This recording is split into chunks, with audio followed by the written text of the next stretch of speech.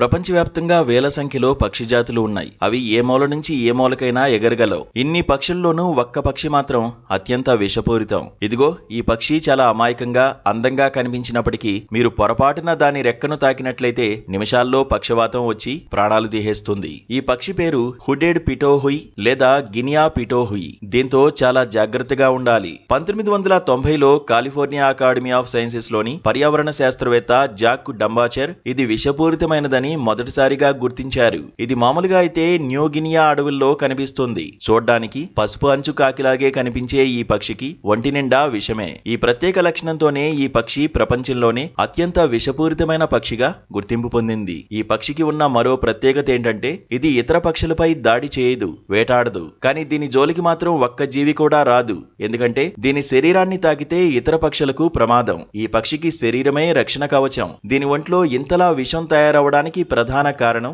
ఇది తినే ఆహారం. అవును, ఇది తినే ఆహారం కారణంగానే దీని శరీరంలో విషం ఉత్పత్తి అవుతుందట.